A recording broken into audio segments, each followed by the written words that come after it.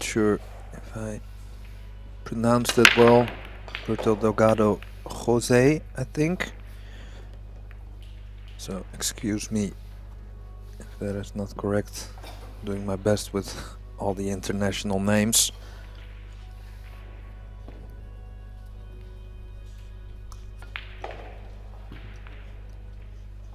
So in a moment I'm gonna be joined by my co-commentator Tim de Ruiter, who's at the moment still commentating table 1.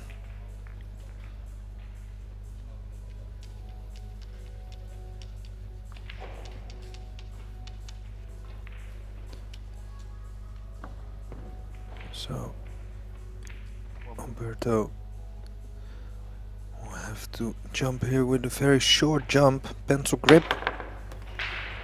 Wow. Landed on top of the 1. And I think he's gonna try for a kick and stick on the 2 ball. The short rail first and try to play the snooker behind 5.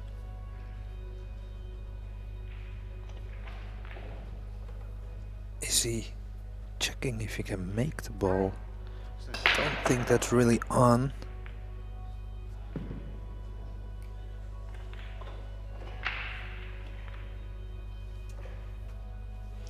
Yeah, players are also on the shot clock. They have 1 extension per rack.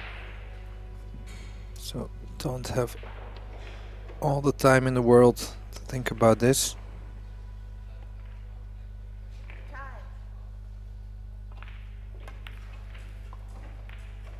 Yeah, that wasn't on. So try to create distance. So early on a tester for Michael here.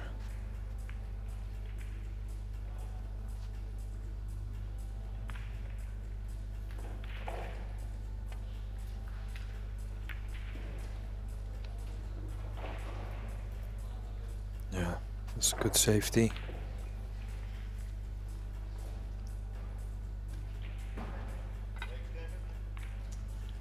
Nice speed control. So again, getting the jump cue out with the pencil grip. This is very close. Is he going? Oh. Is he going 2 out of 2? I thought, but this was maybe a little bit too close for comfort.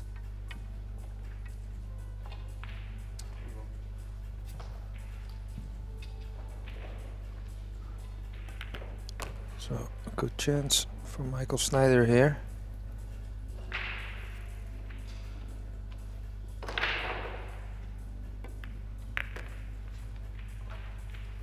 Yeah, good work missing the 4 ball.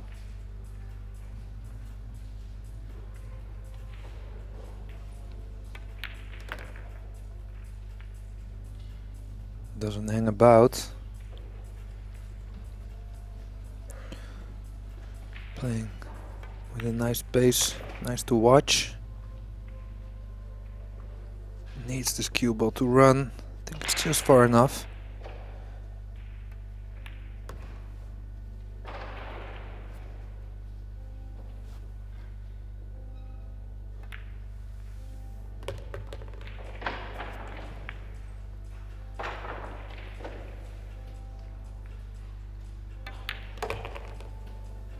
Yeah, 1 rail for the 10 in the same corner as Michael takes the first rack in this last 64 single elimination match.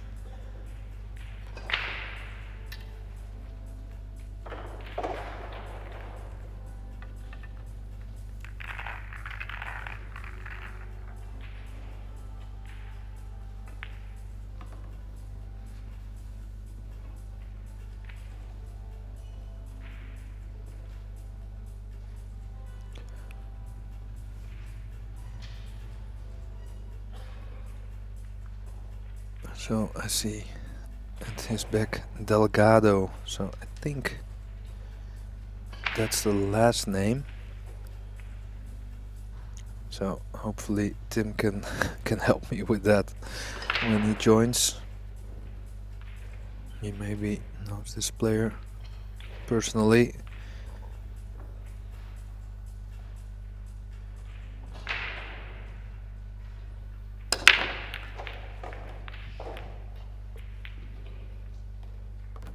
So controlled break, didn't hit them really hard, but got 2 balls on the break. If he would attack here, the 2 ball is available in the side. Go up and down, but that's really thin. Safety is also there.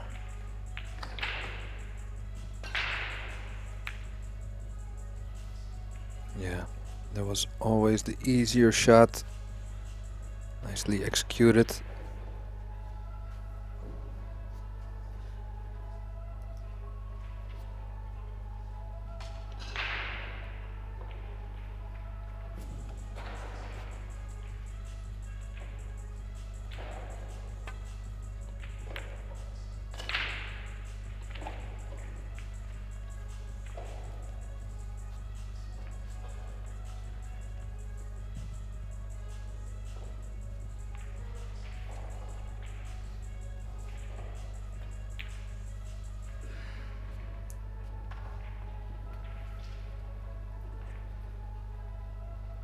So long shot tester here for Delgado. Well, just wobbled in, speed saved him there.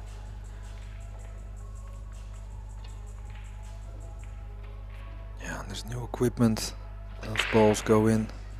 Not sure about in a week time if that same shot still goes, but for now, well judged. How about this for a shot? Absolutely perfect position. Great line. Still a little bit of work to do with the 5 where it is. Don't think it's very easy in the middle.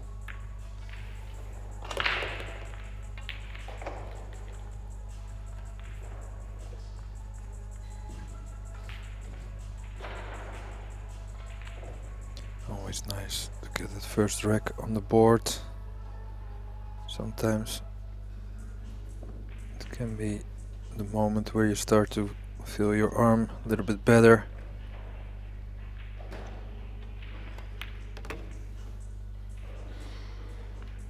So watch out, 7. Oh, he's okay.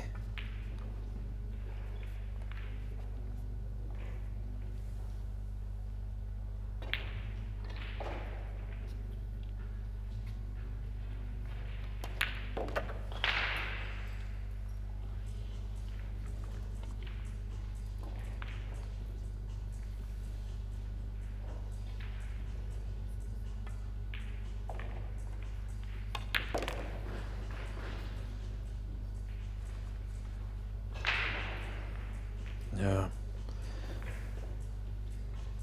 This looks very, very good.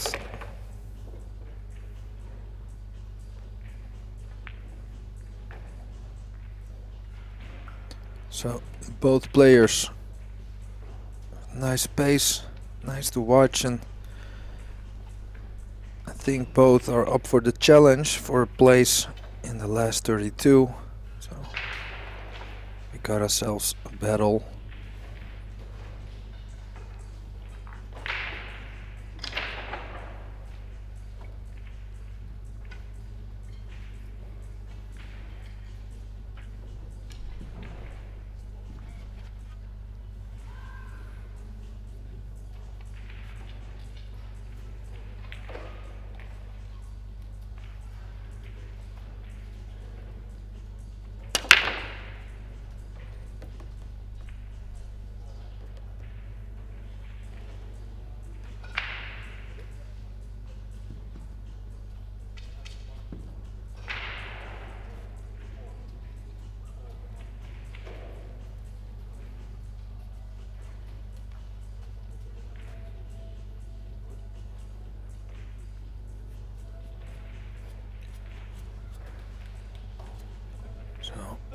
Another tester.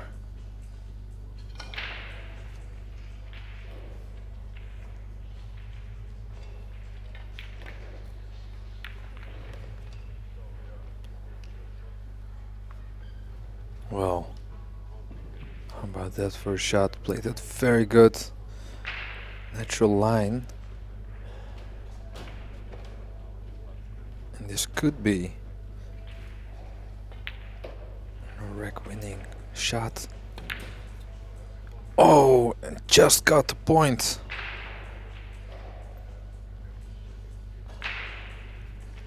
Got lucky there with the 3 ball. Getting behind the 5.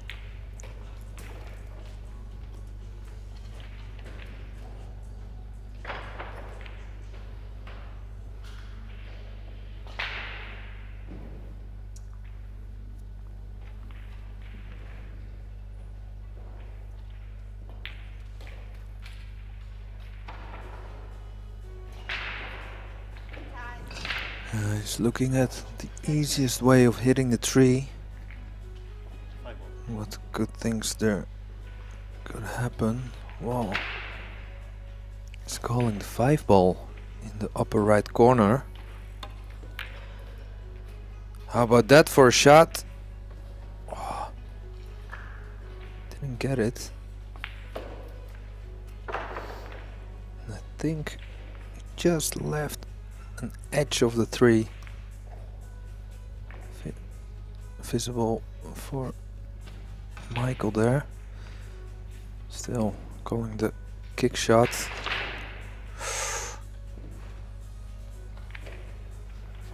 Just missing it by a hair. So big chance here for Delgado.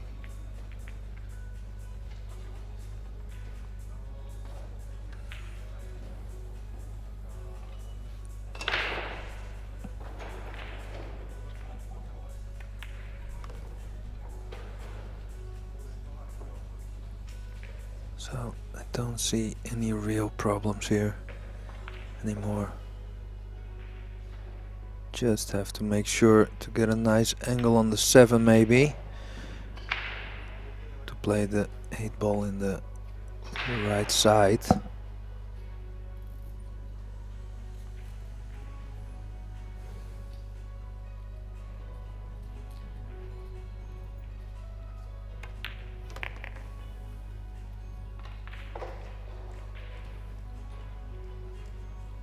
So I think this is, if he's perfectly straight, he can just draw back to the long rail, even play the 8 in the corner down.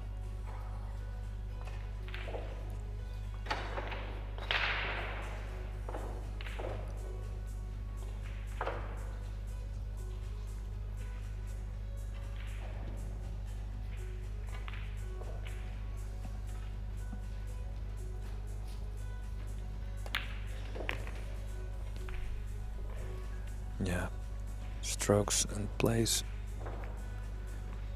with a lot of confidence.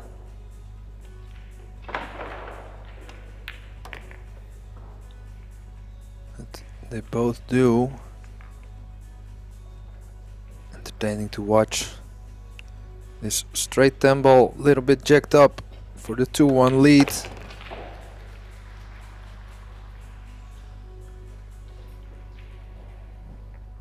There goes Delgado, 2-1 up against Schneider.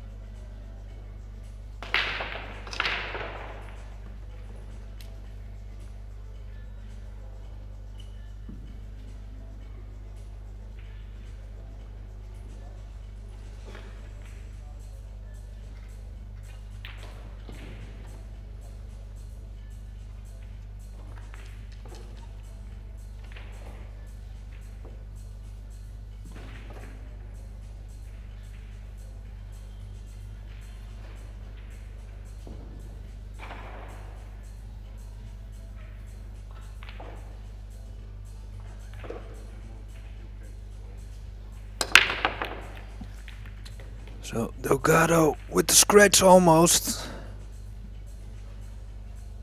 Wow. Successful with making a ball, but it's a little bit of a messy rack.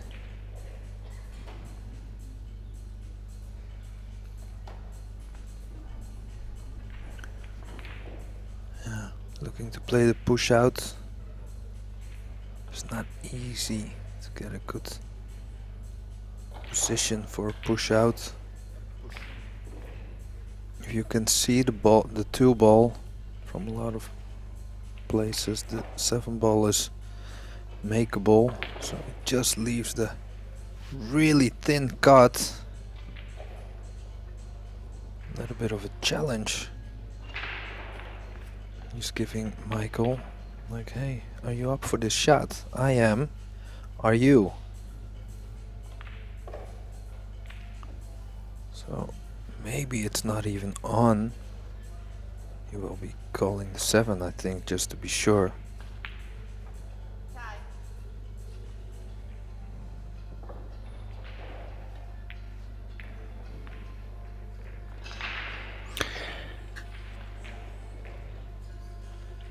I hear someone breathing.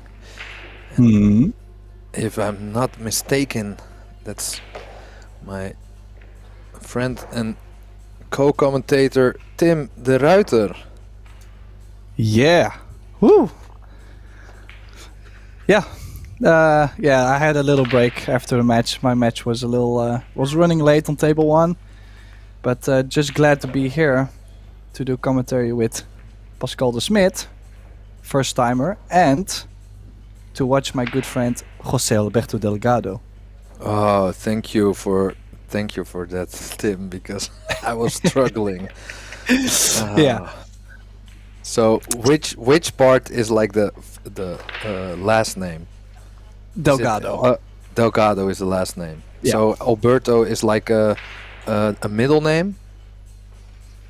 Yeah, but basically we call him Alberto, but I think it's like, yeah, he's called by Jose, but I wouldn't know the exact. We usually just call him Alberto, and that works. Because it's a little bit the same as Ruiz, right? Like with FSR. Yeah, I mean it's Francisco Sanchez Ruiz, but then they don't say the Ruiz part, or they don't use it as often, so I don't know. Anyhow, interesting match here, because Michael Schneider, not one of the top players, but definitely a guy that is very solid, has a big grind, and well, obviously after I said all that, he had to miss something, but also has beaten good players in the past. So quite the task in the single elimination. Michael Schneider did play one match before this morning, so that means he at least got some stroke in. And for Delgado, this is the first match of the day. So if you would need to give them both, or you have to divide like 100 points, like percentage wise, how much percent would you give each player? As in, I would rate Delgado 85 out of 100 and Schneider 80 out of 100? You mean like that, or? Well, that's not what I meant, but that's also a nice way of looking at it. No, more like a kind of betting point of view, like who would you think has how much chance? Like, is it 50-50 or 60-40? Yeah, I mean, I think Delgado is a slight favorite. Probably maybe 65-35. So it's not huge, because as you can see, Michael did play a good shot there. Look at the speed on the 2.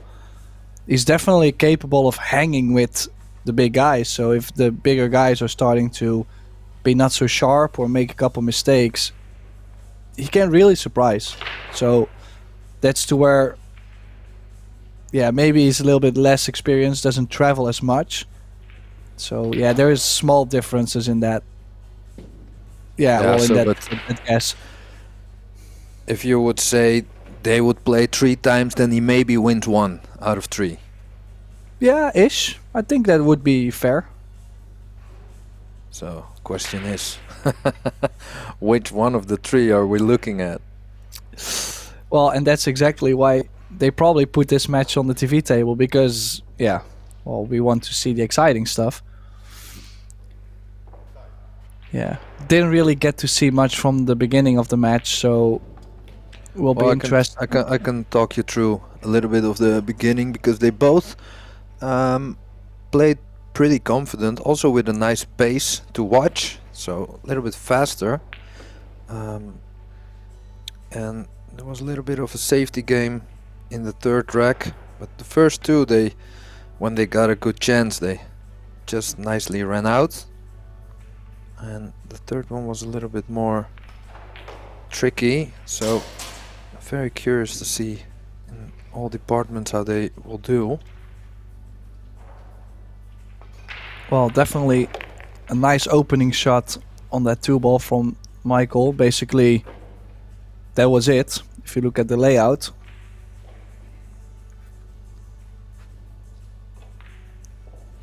I would assume. I would say that, can we see any problem? Oh, I can't. Is the 6 going past the 8-ball? No, but anymore. Center of the table was, like, even if you don't land straight on the 6, there's still, like, so many ways to still get on the 8 without doing too much. So just gotta make sure he stays high on the 8.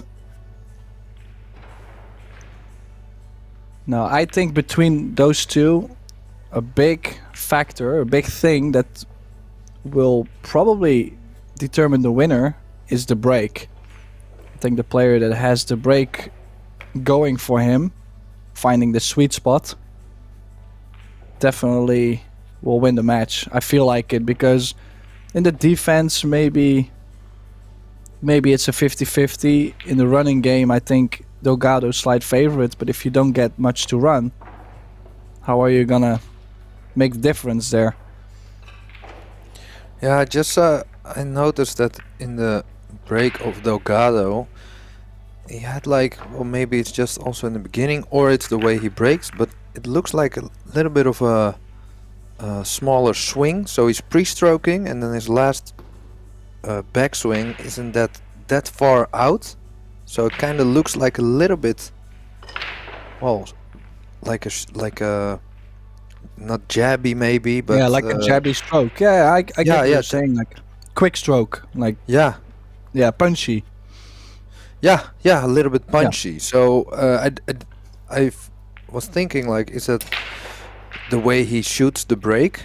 Because it doesn't look the same as his normal stroke, or it doesn't look very natural. So I thought maybe it's a little bit of early jibbers, something like that. But well, I know for a fact that he does a similar trick like that. He's been playing a lot of hay ball, and also the 9-ball version also on the hay ball tables, and there is a small pop on the cue ball where you still get impact on the stack, but you don't really have to risk the fact that you're putting such a long stroke in the break.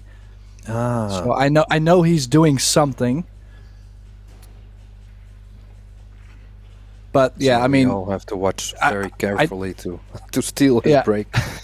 Well, basically, I didn't think he was going to use something similar in the 10-ball, but who knows? Maybe it works really well. I will get to see it after this rack. So of course they play with the outside of the box break. So maybe that's why. So maybe he thought like, oh, so we're breaking. Like you have to think out of the box. Well, he's breaking out of the box and thinking out of the box. That's for sure. He's well, that's one thing. Like also what I find him very interesting for is the fact that he's quite creative. So This is a good shot, by the way. Wow, yeah. So I think, like I said, both are very solid, but there's just slight percentages, maybe in all departments, favoring Delgado, and that's why I think he's the favorite in this match. But it's not like his running game is way better or his safety game is way better. It's like all really small little percentages. Yeah, which can, as we know, in pool can mean a big difference. Like this one shot can make a difference in the whole set. Just change the momentum. So match momentum is so huge on this level. So is he looking at the safety behind the tree there, Tim? Or behind the 8, banking the 1 ball out 2 rails. No, behind the 2. Oh, behind the 9? There were a lot of balls. It ended up behind the 9, but I was surprised to see him try to spin behind the 8. I didn't think the table would grab that much.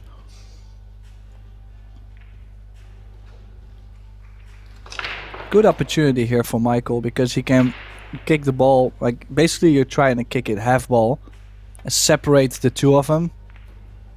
Oh, his card is so full.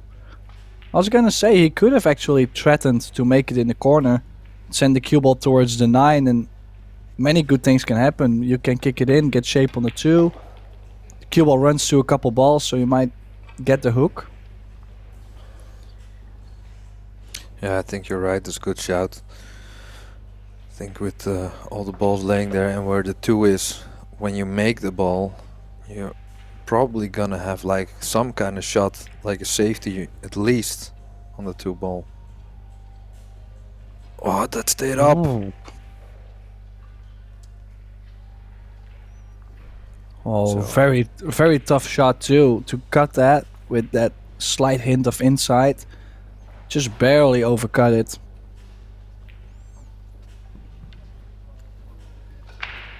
I feel it's kind of messy so far, though. The match is not. It's not like they have been settling down much. Like they've been a little bit all over the place. Possibly it's also the layouts. Maybe they've just been playing safe after the break over and over. But Yeah, surely I you're feel right. it's still. I feel a little bit rushed into this match. Like if you look at the players, they're not comfortable yet. Maybe they find this a very exciting match too. Both of them, you don't know. Yeah, so how much does this mean to both of these players? Because it's for different countries, it's like different for what it means. So for some players they have like financial kind of prize if they get certain results from the government. Other they get like support, or for others it's just like honor. Do you know, like for Germany and Spain, how that is?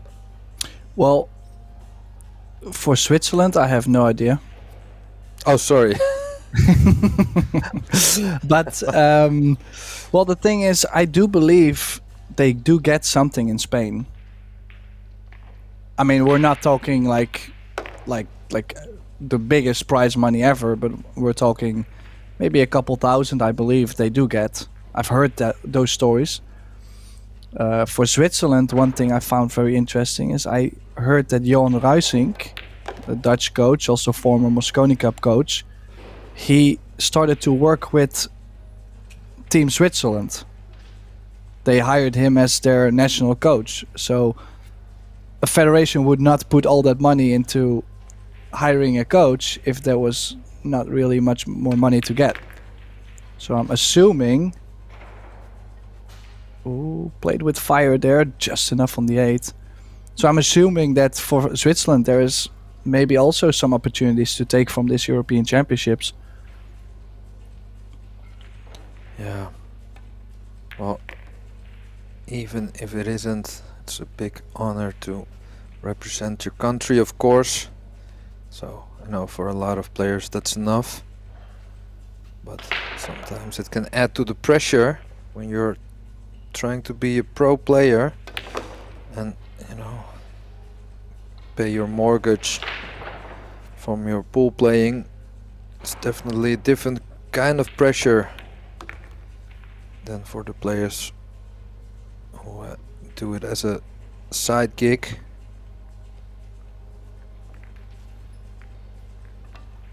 So, but that's not sure. Let's presume all the players do, of course, really want to win. Well, also, I'm not too sure if this is correct, but I also heard that there might be prize money in this tournament itself. That they changed it. Oh, really? Some prize money. I mean, not again. Most of the players did not consider coming. But for the ones that want to go for, hey, I'm a European champion kind of title, and now they make a little bit of money back, you know, to cover the expenses, I think it's quite fair. But Yeah. like I said, I'm not guaranteed sure on it, but some player told me that, so I never got the confirmation. Ooh. Well. So coming back to the break, he puts more weight in than the first 1 or 2 breaks, I feel.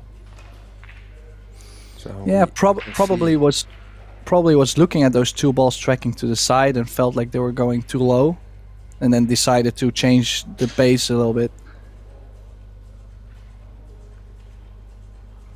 Yeah, maybe also a little bit of difference in TV table and other tables.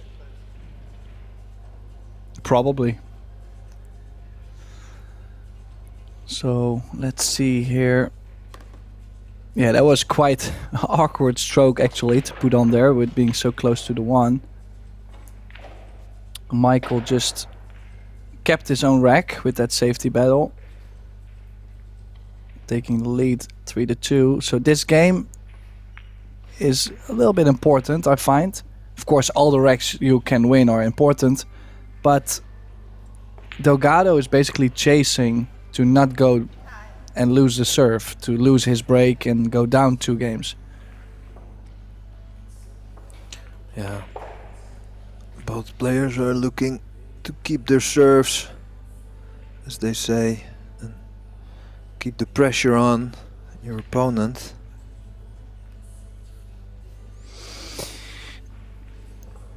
I don't know.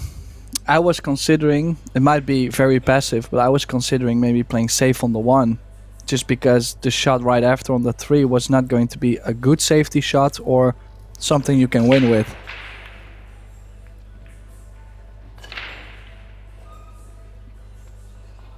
Well, I think he find cover. This is jumpable. So, but this is hard to judge when the ball is so close to the rail, also to how thick are you gonna hit on the rail. It's not easy. Yeah, I wanted to make sure to not go in the side pocket, I think. Hit a little bit thicker maybe.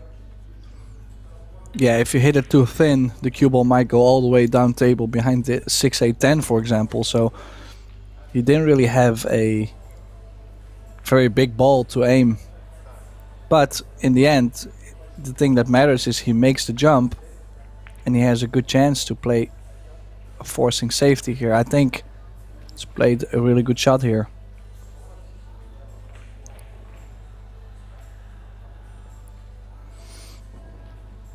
So this is very doable to hit both kick shot and jump shot, but probably most value in the kick shot.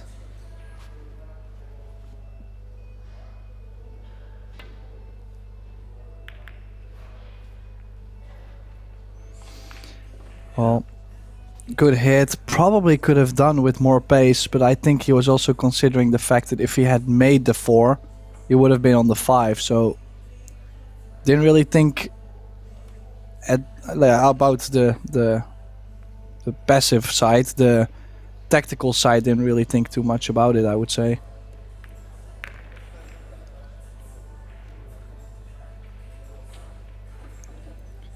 Well, definitely, we've got so much action still to come. We play all the way to the semifinals today. But this definitely sets the tone, this kind of matchup, because I feel if we have a lot more like this, we've seen Kasper Matikainen and Ivo Aerts. Kasper Matikainen won that match 8-6, close matchup. Then Luka Men and Sanjin Pelivanovic. Luka Men winning 8-7. Kestutis Sadaikis and Sam Wetzel 8-6. So there's a lot of close matches going on. So it sets the tone. We might be in for a long day of close matches and a lot of action. Yeah, so brings me to another question, Tim, which Graham asked me. Who's your favorite for this title, for the Stenball title? Do you have a favorite? If you had to choose someone, who would it be? Well, one pick that most of you all did not think about is, for example, Wojciech Cevcik, former World Stenball champion. Wow, that's a good shout.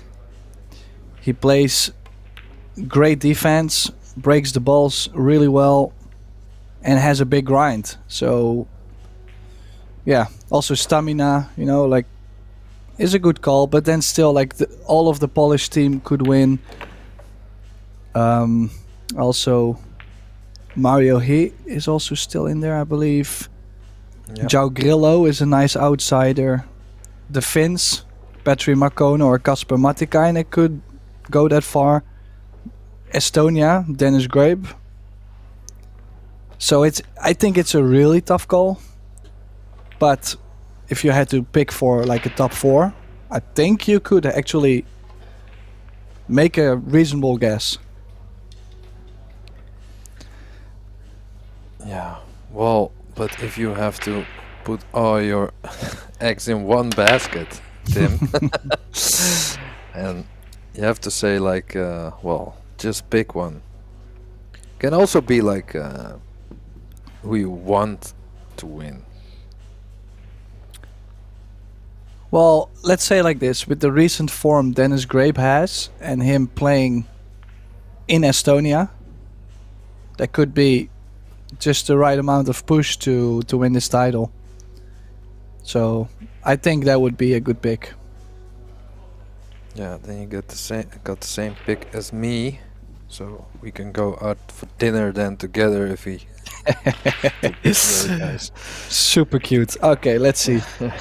3 each, tight match, long one ball. I am not going aggressive on this. I'm playing safe all day long.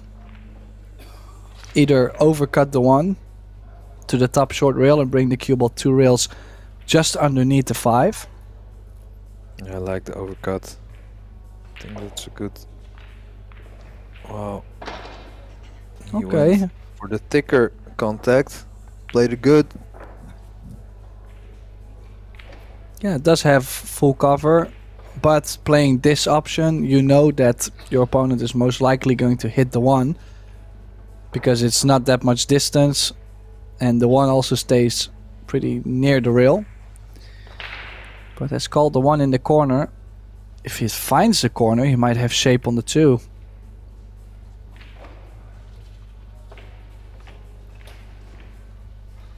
So, another one of those long balls, and the cue ball is even more close to the rail now. There is, however, value in attacking, but that would be some shot. You mean just jack up the cue and stop the cue ball, or even draw it back?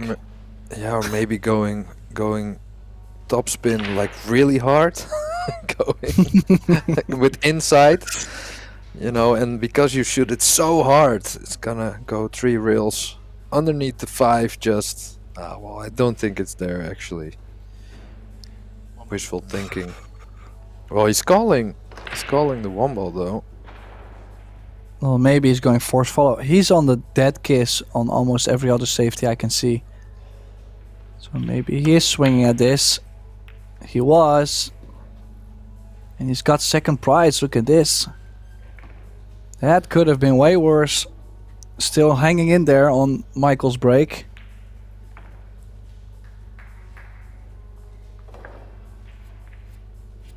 Yeah, so ball in Michael's court now. Time for a good safety.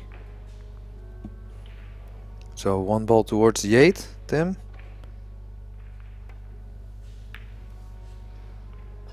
Yeah, and cue ball with the 2. Ooh, that's not good. Just hit it a little bit too thick.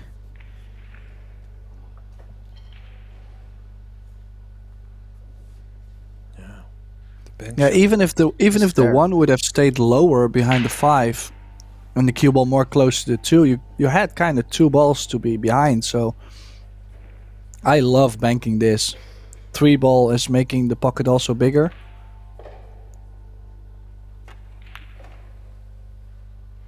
Oh, didn't yeah, excellent. 3 ball though. Inside spin on the bank. A nice shot. And great shape on this 2 ball. Quite natural angle here.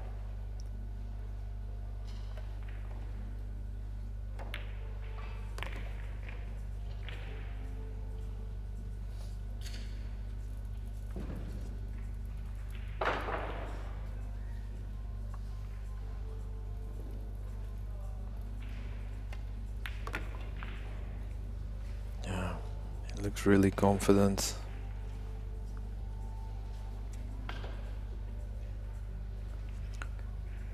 Yeah, making sure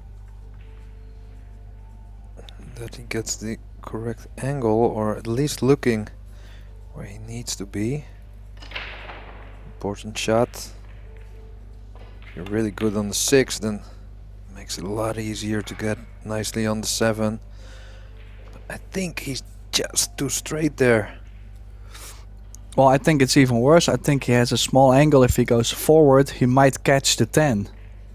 So he's now trying to go forward and just barely miss the 10 and leave more cut on the 7. Oh. Yeah, you were right, Tim. Relying on his shot making.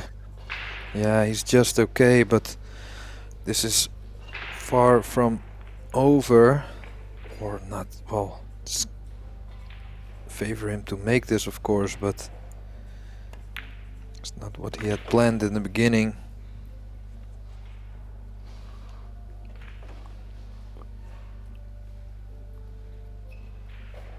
Well, like I said, also Michael did play a match this morning where Alberto might be still adjusting, you know, trying to find the next gear.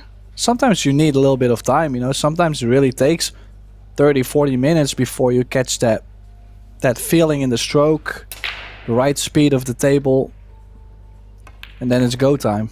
Or the break, same thing. You could be breaking dry the first half of the match and then break a run, break a run, break a run, finish. In alternate break though, just saying. Yeah, so how about this for speed control on the 10? That was perfect. Yeah. So, and was this on Michael's break? Yes. Yeah, I think so. So, break of serve. So now looking for the break and run. As you can see at the other stream table, we have Dennis Grape from Estonia. He's playing Ante Sola from Croatia. Obviously, again, Grape will be the favorite, but Ante is a guy, he's been playing a lot. He's been beating a lot of good players in those Balkan tournaments. So, who knows? Possible upset is coming there also. Well, I'm just looking at the rest of the scores in this last 64 and see a lot of Polish flags. So if Śniegocki, if he wins, then it's like 4 Polish in the last 32. If I'm not mistaken. Actually, Daniel Mesiol beat Mieszko Fortunski 8-3. So there were 5. They took out one of their own. Yeah, how often that happens that they draw each other, because they always show up with too many. Or maybe it feels to me it's too many. I mean, I have nothing because against they're also good. Exactly. I have nothing against the Polish, but I mean, they show up with big numbers over and over. Yeah, they always go deep.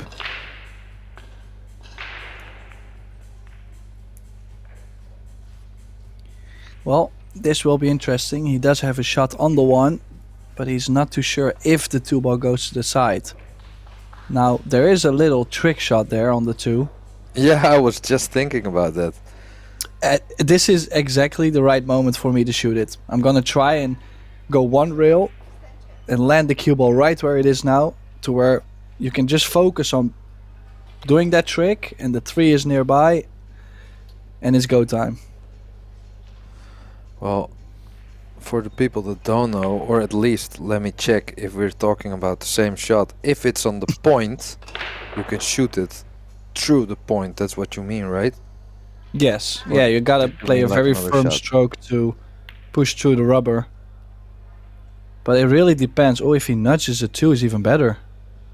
He did, but did that move the 2 in a good position or in a bad position? Oh. I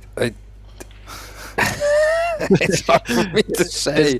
I mean, yeah. I think it's still on though.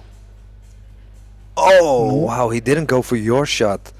Like, he tried to make it directly, so that tells me it was stuck on the rail maybe.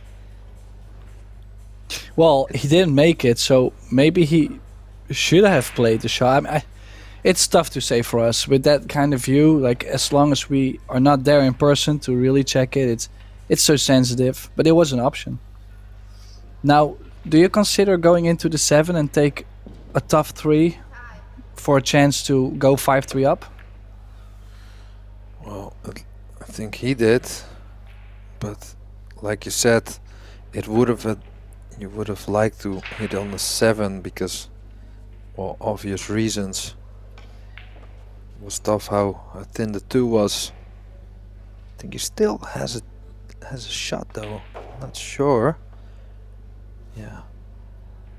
So Oh, a big it's shot. not a full pocket, but definitely a chance. Yeah. So because he went a little bit more aggressive and went for the run out, he now has this really good chance. Still some work to do though.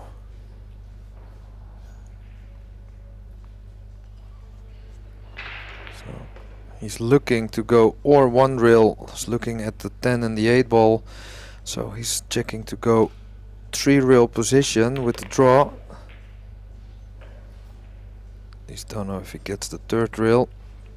There you go. Yeah. Nice shot. Yeah, I like the fact that he's played at 3 rails. Most of the amateur players would go 1 rail and try to land perfect on the 5. But because he used the 3 rails, he kind of can let his stroke out and increase the odds of getting on the 5 ball. So that was a clever little detail he's played there.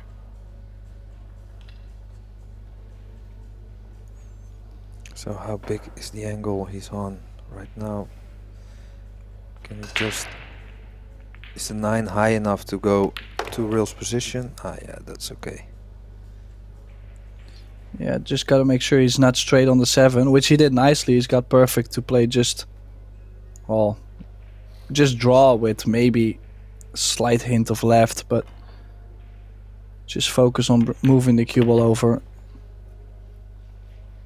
And like we mentioned, it's a big game.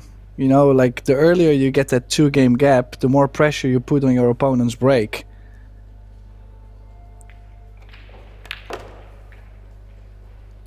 Especially also with how the balls are racked. Everybody gets a tight rack. And all of the players in this field, trust me, every single one of them can break the balls perfect, make 2 balls go in the side and run out. But now when they're down a couple games, knowing that they have to perform that break or they are in more trouble, that's where you see they're starting to cut the ball more by accident and not as fluent, dry breaks, and you see the big differences. 5-3. So how big for you, Tim, is it? Is the out of the box break? Like, how big of a difference is it for those kind of players? I think it makes the margin of error smaller, because from the center you could hit it full, but even if you would hit it like half ball, you would still have a ball going to the side. But now if you catch it half ball, it really, like, it's more sensitive. The balls will not track as nicely to the side anymore. Yeah. So is it more enjoyable to watch them for you, or is it more fair? Well, I see also, I think it's more fair because it's not that easy. You actually have to at least aim well to make a ball. But you also see more differences in speed. You know, you see more players still playing the break firm, or as you could see, Michael didn't do too much as in bouncing the cue ball out, but he still put a decent pop on there. So it's, yeah, I think it gives us more change, and well, the more change they do, the more we can talk about it. Yeah, that's true. Ooh, nice little nudge on the 2. Nice shot there. So is the 3 ball available, or does he have to try to hit the 2 a little bit fuller and maybe clip the 8 ball? Oh, I thought actually the 3 did go, but it doesn't from this angle. Could also leave himself the bank, but I do like running into the 8, like you said. Did tie up the 6 ball a little bit more, nudging the 9 over. Yeah. Yeah, so that would be nice, where he still...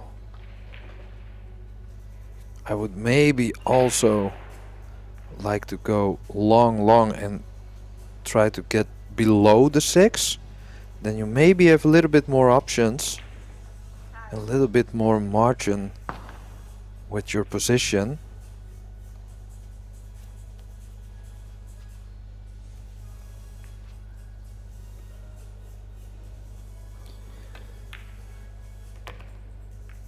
Oh.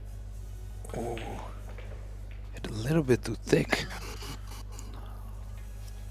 Yeah, but also I felt like he had a really long follow through on there, and yeah, I think that caused him to play a lot more draw on the ball than he was trying to. So quite obvious safety shot there.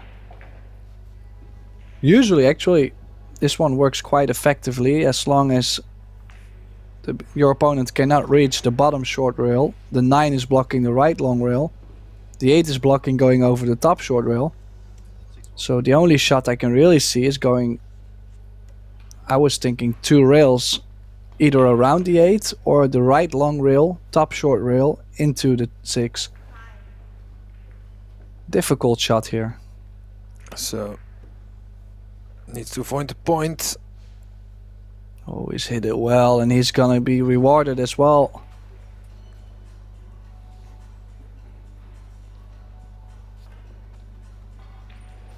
Yeah, that was not easy to get this kind of result. We'll be very pleased with that. Yeah, only thing you could say, I don't think it was exactly luck. Sure, you don't know exactly how you're gonna hit it, but he's played a good pace kicking that ball, and oh, Michael's not gonna be happy here. He's left the window. I think he's definitely gonna be less happy after the shot, because unless it's really frozen, it looks like he's gonna be hooked after this shot. Yeah, good call. It's not ideal though, but it could have been worse. He's still able to go over the left long rail, for example. Yeah, if he was really stuck to the 8-ball, would have been way worse. But this is still, especially in the moment, like he's 5-3 down, he's really looking for the 5-4, so must hit here. Oh, he's gonna hit it, but that's not good enough in pool.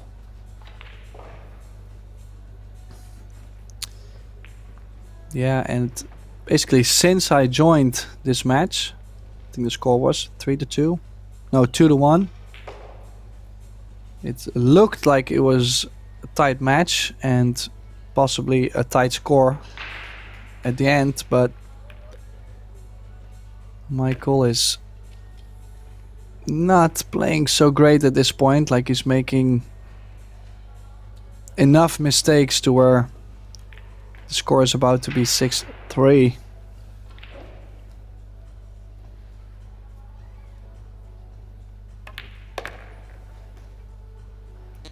So that was actually, for like a ball in hand situation, a little bit awkward position. He played 2-7, but got out really good. Back in prime position. So, but he looks, yeah, he looks really confident. Yeah, especially just the cueing. You can see he's been playing a lot of hay ball.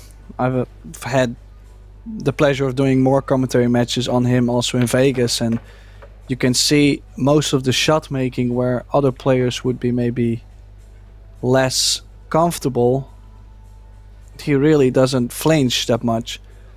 So looks like Schneider is taking a break. He needs a timeout. He needs to leave the arena and gain the momentum a bit.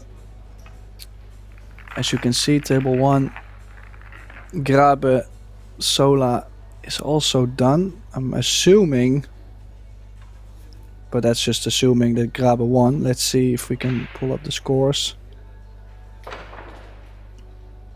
Dennis Grabe did win that, 8-2. So slowly the last 32 is shaping up.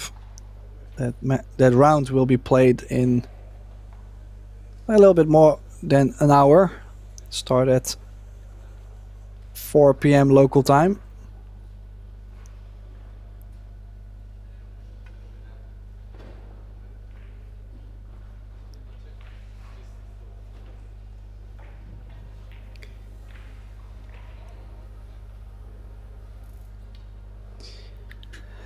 So 6-3 lead, quite a bit. Things not looking too great for the man from Switzerland. Spain currently quite happy, I would say. Currently from Spain as well, Iker Andoni Echeverria tied 6 each with Joel Katuwi-Kromo from the Netherlands. Another tight match.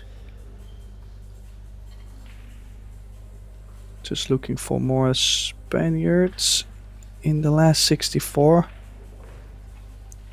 I might either need glasses or they're not there. Oh, Juan Carlos Exposito beat Roman Hiebler 8-4. That's a good result. Tight player, Roman Hiebler. But overall, like I said, most of the matches are being very close, and it's just due the fact that almost all the conditions are very even, very similar. Alternate break, the tapping the tables for the balls to be racked, make sure that the balls are placed on the same position over and over. So there is no advantage for either player because nobody's really racking their own. Only thing that could be an advantage is to pattern rack, which is not allowed. Referees, they look for that as well. So that also makes most of the matches closer to each other, of course. I mean, we find it great because we would like to see more and more action.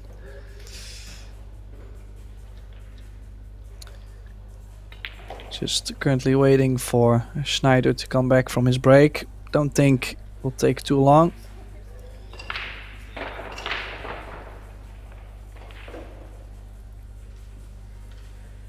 So, Tim, if you're in Michael's corner now, you know him a little bit as a player.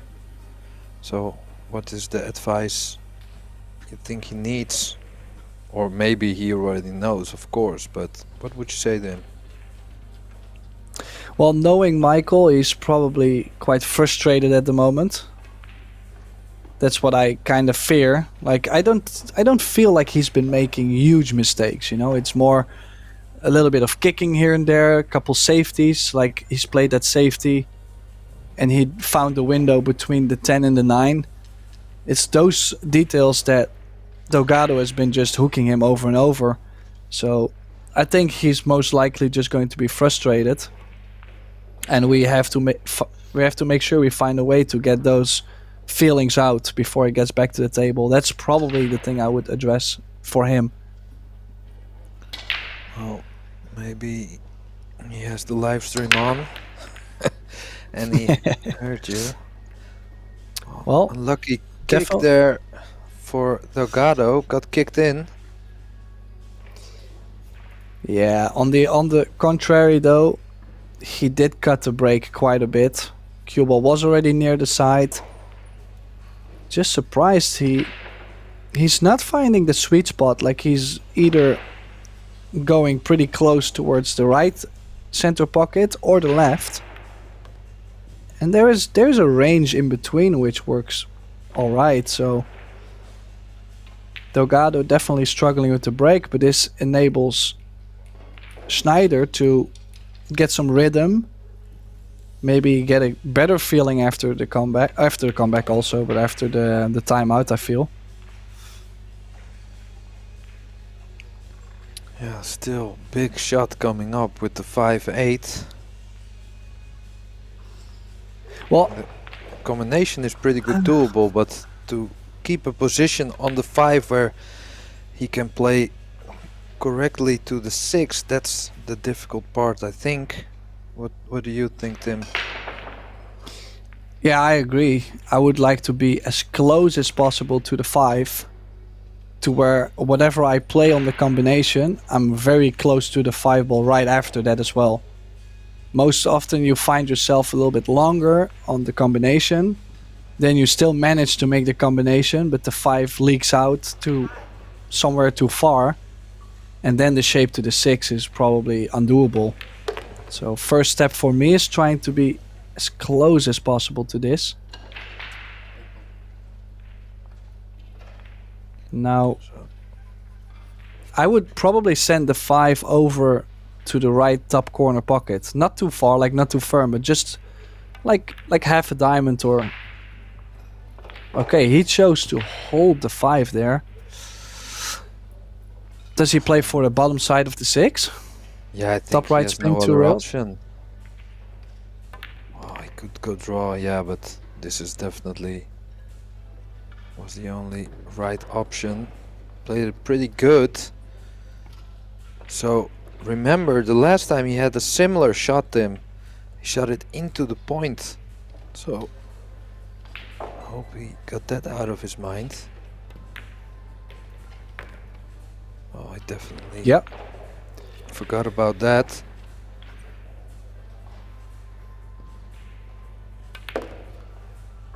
I mean, it's probably the best way for him to get back to the table. Taking a timeout, 4 minutes and 59 seconds he was gone. Comes back, opponent scratches, and now he can pull one back, and he's breaking. And it was also like pretty, it wasn't super straightforward, this run out, so it will also give him some extra confidence knowing that he can do a little bit extra if needed.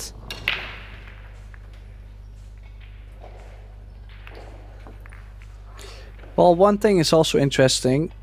I complete with the thing he did is he took the timeout on Delgado's break.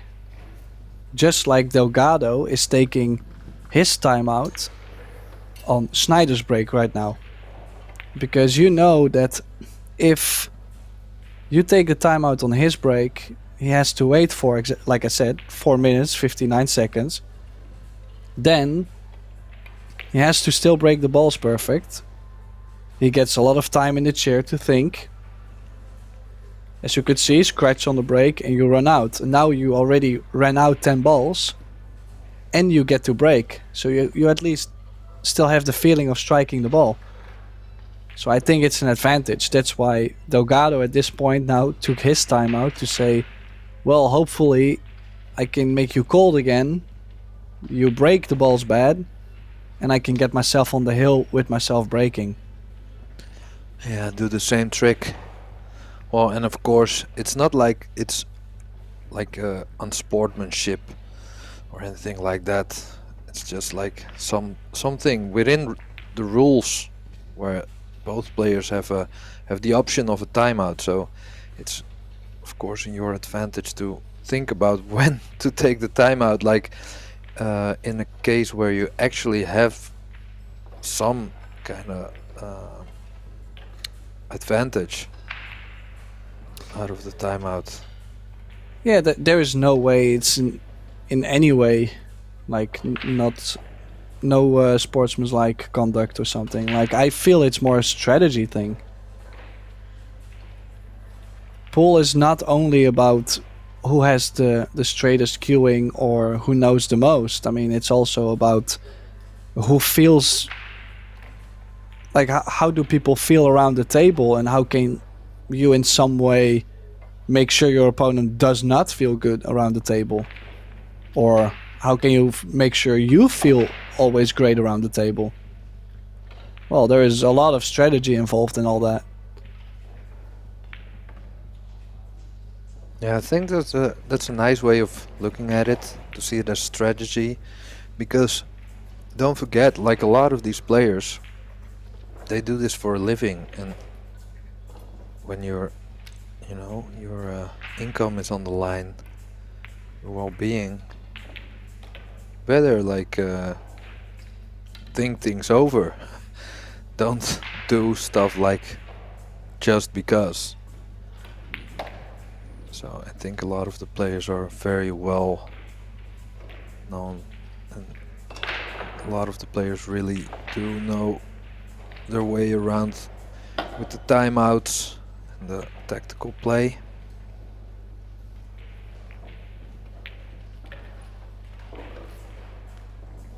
Still, I think it's a nice conversation though about the timeout. Sometimes I feel like, especially in the a bit lower than top level players, they don't always know about how to use a timeout, I think.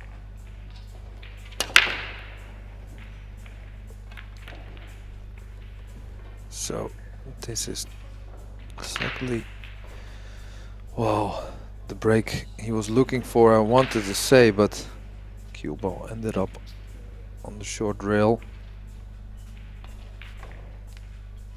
I think he can just see the ball, but if you can see a bit, maybe he's looking to he can't see enough to play it behind the 5 and the 2, I think. So he will find cover behind the 2 and the 5 and play the 1 ball to the left side of the 10.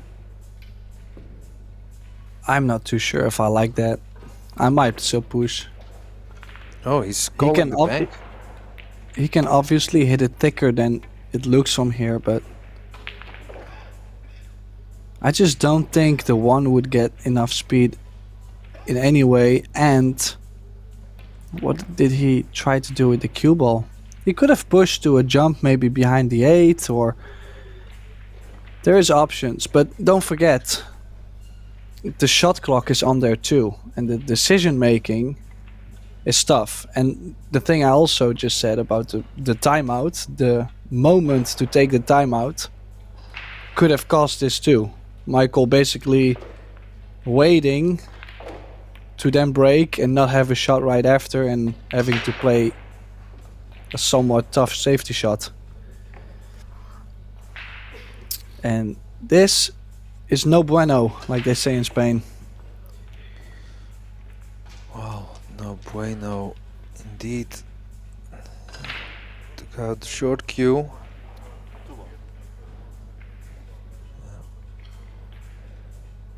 Calling the ball just to make sure there's no mistake about what he wants.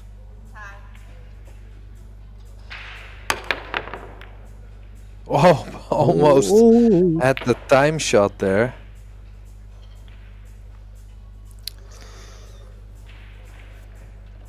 Yeah, had a great chance actually on the 1 to get to the 2 ball. So things are not over yet for Michael. Like I said, 7-4 is a pretty bad position to be in. 6-5, 7-5 is alright. He's played great shot actually there. I don't think he was able to reach it that well, but no problems at all. Now, would like to draw back where he is now, near where the cue ball is laying right now. Don't think I would like too much angle on the 5 ball. Do you think he's starting to play a little faster than he was before, trying to create some rhythm? Well, I felt like he did that, like in the beginning of the match. Like he maybe felt a little bit rushed. And then I thought he took a little bit more time. And then like after like the last rack and this one, he feels a little bit faster again. So I'm not sure about how he usually plays. So, but you maybe know him a little bit better and know if he's playing faster or just like normal.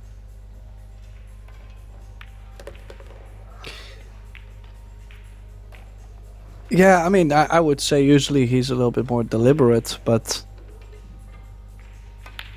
he has made some mistakes, of course, throughout the match. So he's now just hoping for hitting that gear for, what is it, 15 minutes and still win the match 8-6 or 8-7, who knows.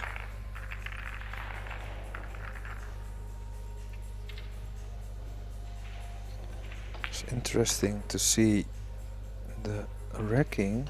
When Delgado racks, he does this like he's giving a massage to the balls, kinda. A ball massage. And maybe sweet talking a little bit to the balls. But it's I think it's a way normally like refs always also do it to have like a to not pattern rack, or to at least to show like how they don't pattern rack and always get the outside balls. But I don't know if players are, do they need to do that, or is it just something Delgado does?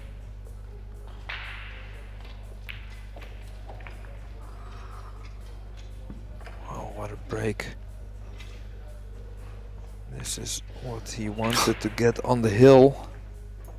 I mean, there's no, could only, so maybe the 4 to the 5, like to get the right angle on the 4 is maybe a little bit tricky. Yeah, guaranteed for sure. You don't want to end up near the center of the table on the 4. The only thing you could play for potentially is a 4-10 combination, which doesn't result in a win, but can make it easier to get from the 4 to the 5 right after that. That could be an option.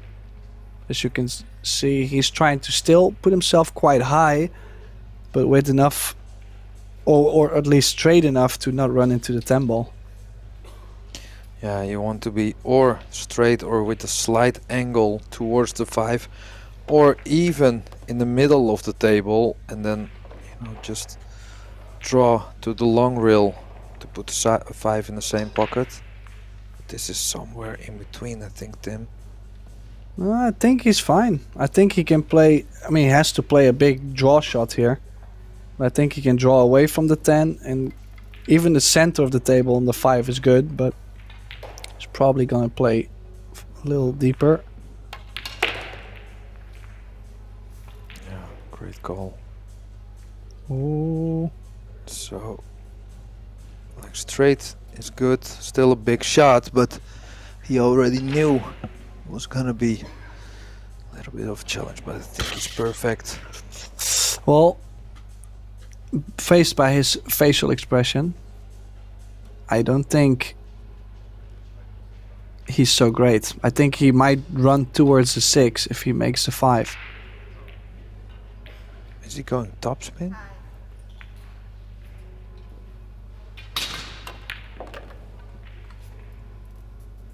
Yeah, he was trying to stay near the long rail. That's what I'm saying. Like shot making wise, he's doing actually pretty nice. Like it's pretty impressive to see, because there's a lot of sensitive strokes in there.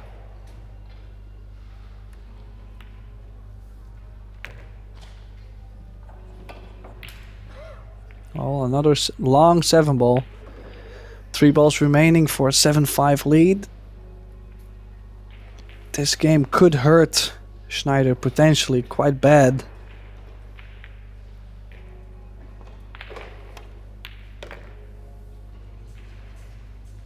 Yeah, I agree.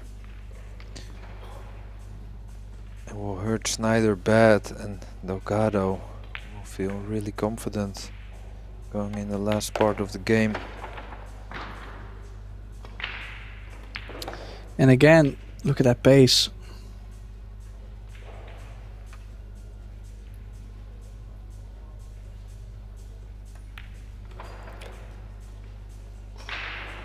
So 7-5 it is. The Spaniard on the hill. Will we see a little struggle from Schneider, trying not to give up? A break run possible, you know, just to put more heat on Delgado. That's what we would want to see, definitely. I think that's the only way to, or well, you could say like, or have this really like tactical battle and come out on top, or just break and run and say to Delgado like, hey listen, it's your break, you better not miss, because I will be here waiting.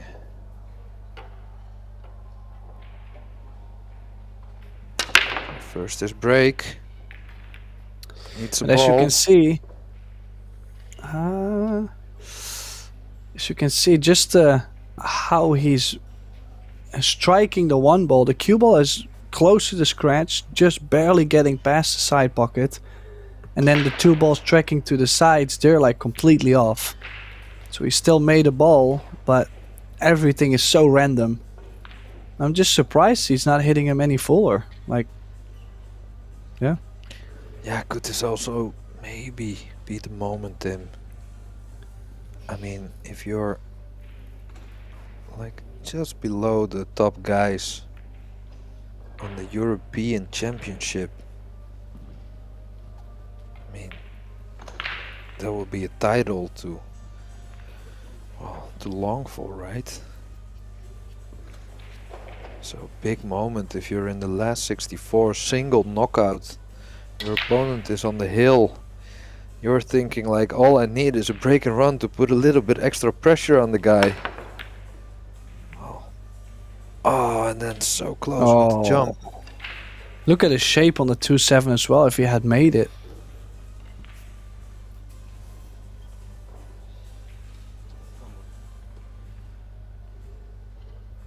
So, is he going rail first from the long rail? That would provide him with some position. He's going short rail. Yeah, I don't think he can go over the long rail, as the 8 was in between, I feel. Oh, doesn't want to nestle up with the 6, and he has. Oh. So, Michael, I think if I were Michael, I would have to say to myself like, don't go look behind the 6, because you're hoping it goes there, and it did. So Delgado needs a big shot here. I would probably not be able to believe that this actually happened from where the 1 ball was laying. Like, that would probably be my facial expression. I mean, From where the one ball was laying, it was so tough to put the cue ball right where it is right now. Can be a funny sport at times. Yeah. You're totally right. It's a long, long way. So I don't have to forget about that. Hit the two ball full in the face. Two ball almost went. And, well, he left the shot, but this is not easy.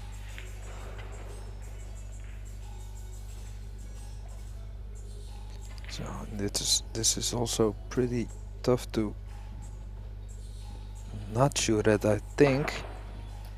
Well, I believe he can still overcut with left spin and go around the sixth cue ball up table. I don't think he has to shoot it, but he's definitely swinging, so big shot. Good opening shot. Does he get on the three? That's six ball. I don't think he can see it, Tim. Well, he definitely can't cut it. That's one thing for sure. He might be able to nick it extremely thin, but I don't see much value in that either. He's calling it. Does it go? We need glasses. Well, it surely from the overhead camera it looked as if it didn't go, but look at that for a shot. Wow, what a moment. What a position. I mean, this could be like the turnaround. Like at one point we're saying like, oh man, horrible.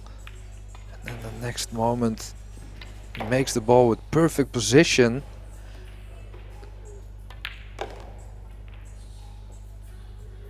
Yeah, as you can see, he's feeling pretty confident in these kind of open positions. It's just that everything has been laying so weird in general in the beginning of the racks. So assuming he runs out here, a lot will depend on Alberto's break, which hasn't been the best overall. Just the last one where he made, I believe, 3 balls in shape and ran out. Let's see what happens. 7-6.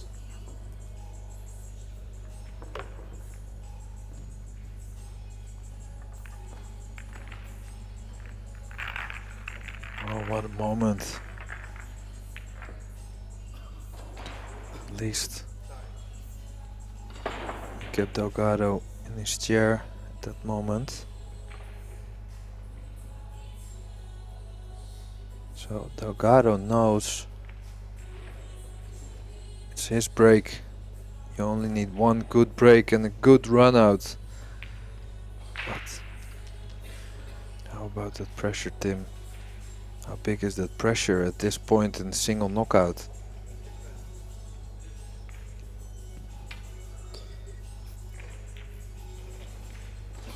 Well, we are about to find out.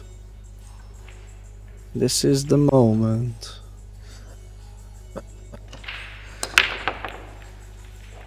Oh, again, look at that cue ball. Yeah, and this is what I meant with the break I said earlier. Just like a little, like, not so big. Like he got a little pop. But I think he just has this figured out, I think, some kind of break. Which doesn't work on this table, maybe?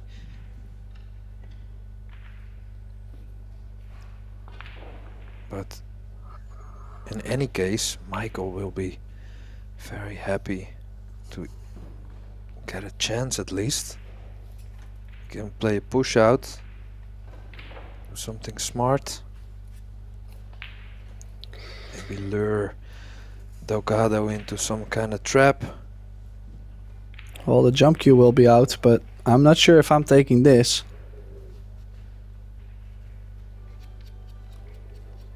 Thing is, even though if you can cut it in, you're really not having a direct shot on the 2. Yeah, you know what I like is banking the 1 ball somewhere close to the 3 ball, maybe even hitting it and try to find cover behind. Yeah, that's the shot. And then just hope for some kind of cover. He got it, but I kind of meant like cover behind the 9 ball somewhere up table over there. Yeah, you meant maybe a more clean way. Yeah, but still can't argue a I mean, winning shot maybe. It's not the worst position. You're most likely to hit the one. You can go 2 rails, send the 1 ball up table, possibly behind the 3 in the top right.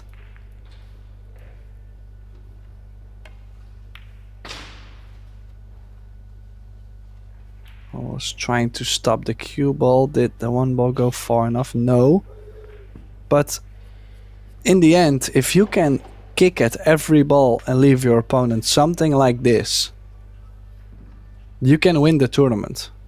Because basically you're not losing every single time you kick at the ball. You're still guaranteed another inning. So sure, it didn't end up in a safety, but well, unless he's going to, okay, I was gonna say unless he cuts it to the top right corner. Yeah, it kind of looked like he was attacking there for a moment. Well, not the best safety shot there. Found the red 3 ball on the way.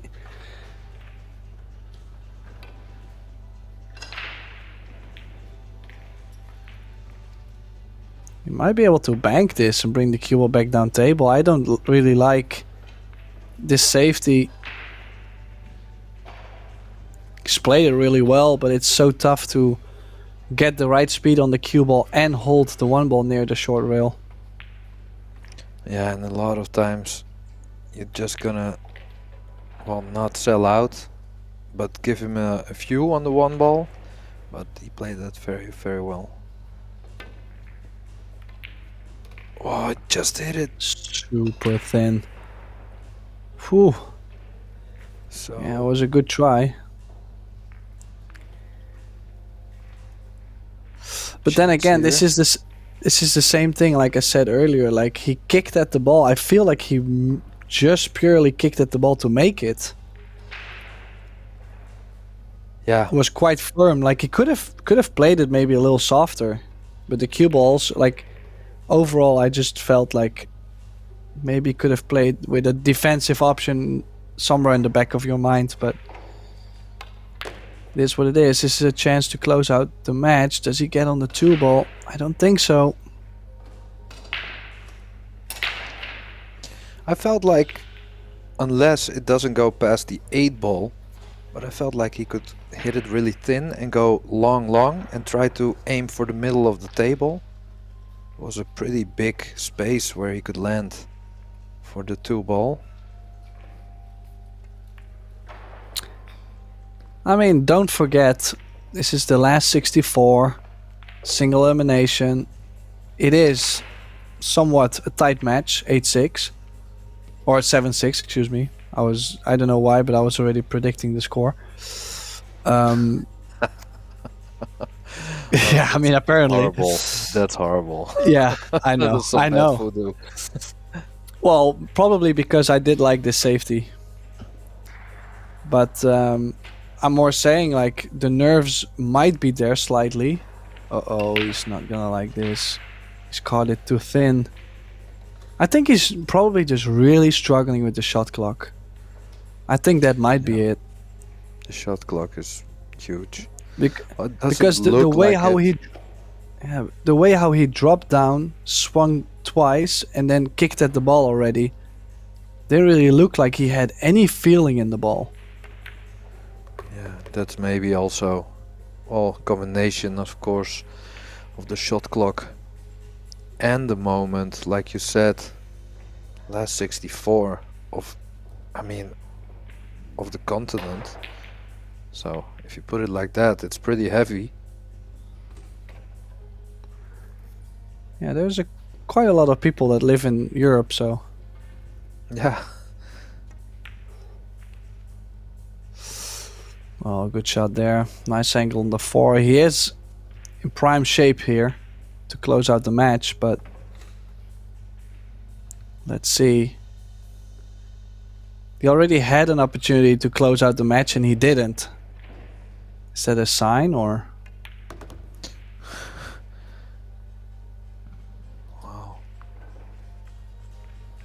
at least a very, very nice opportunity here. He does look composed.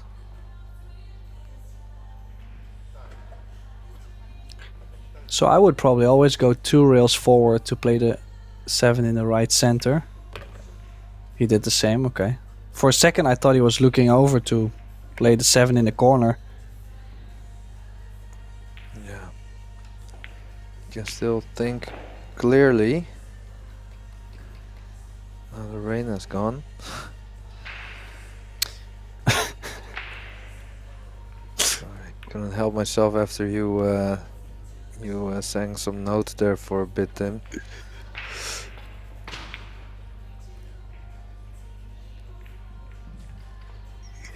Oh, nice. Good job. I do still like to go 3 rails. Just gotta make sure you don't hit the 10. Yeah, you got me there. The thing is, the 8 is so close to the long rail that I don't want to fall behind the 10 by accident. Oh, he's played it really thick on purpose. A little longer on the 9 should be fine. Guaranteed to be on the 10.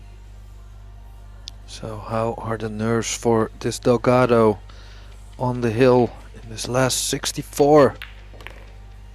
Oh, that looked good. Just a mandatory 10 ball here for the win.